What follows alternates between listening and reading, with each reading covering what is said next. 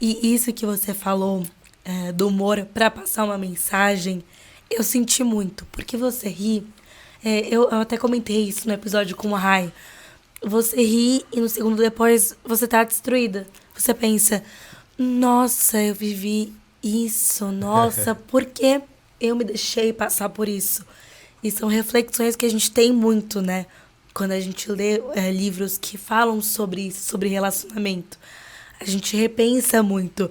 Então, se pra quem leu foi assim, eu queria entender pra você, tipo, bastidores, o quanto, querido ex, tem de você e o quanto, querido ex, te ajudou a superar coisas que você passou ali. Foi uma coisa assim, uma escrita meio terapêutica?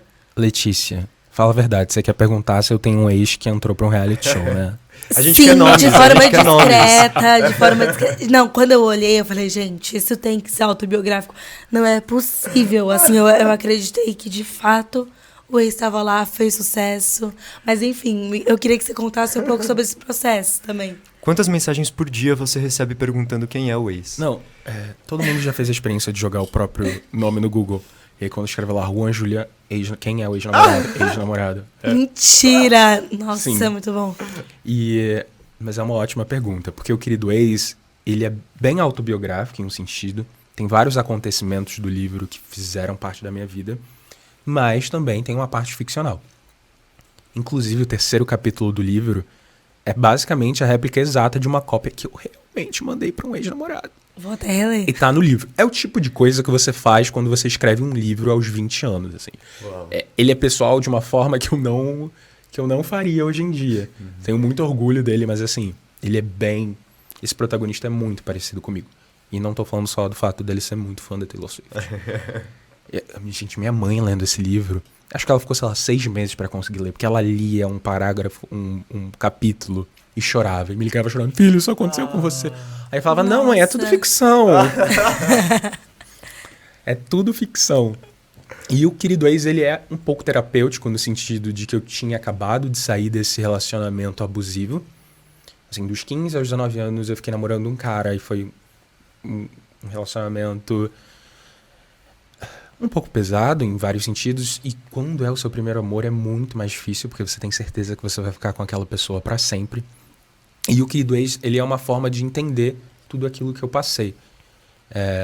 Perdão.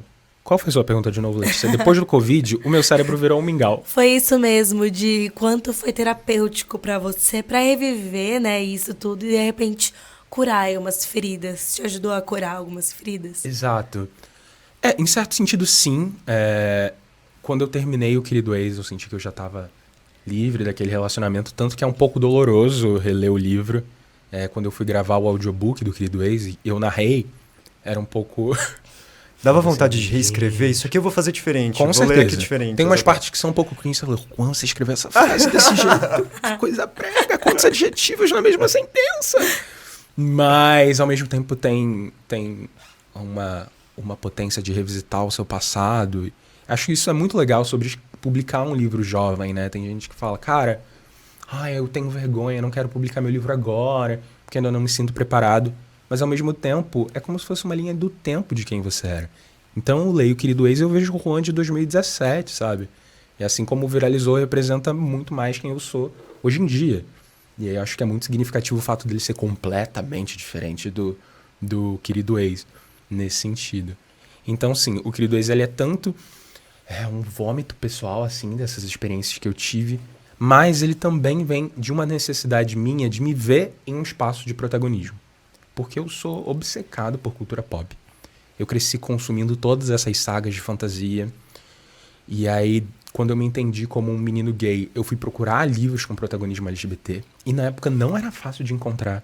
Não era igual hoje em dia que você entra numa livraria e você tem Juan, Rai Tavares, Vinícius Grossos, Vitor Martins. Tem a estante com arco-íris lá em cima. Exato, Maria Freitas. Gente, eu fui num evento, eu arrepio de falar isso, porque eu fui num evento do Mês do Orgulho com o Felipe Cabral, na livraria Leitura de Campo Grande.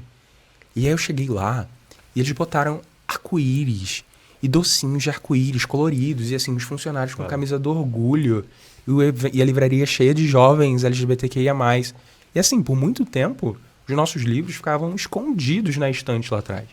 Então você entrar e ver essa celebração das nossas narrativas, das nossas histórias. A própria Philip Pop, sabe? Que tinha autores LGBTQIA+, praticamente em todas as mesas. Não só falando sobre ser LGBTQIA+, e livros LGBTQIA+. Isso é algo inédito e muito potente. Mas quando eu escrevi O Querido Ex, não só eu não encontrava livros com protagonismo LGBT nacionais, mas eu também não encontrava livros com protagonismo negro. E outras questões também, assim. Eu tenho uma mãe que é lésbica. E eu cresci com uma mãe que era casada com outra mulher. Mas ao mesmo tempo eu tenho um pai.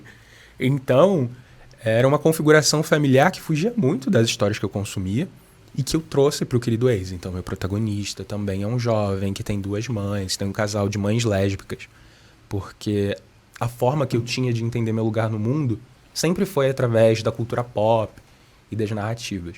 Então, quando eu tive a oportunidade de escrever meu primeiro livro, falei, cara, eu vou fazer isso pelo Juan de 15 anos que queria um lugar no holofote, porque eu sou fã de Glee e sou fã de Rachel Berry.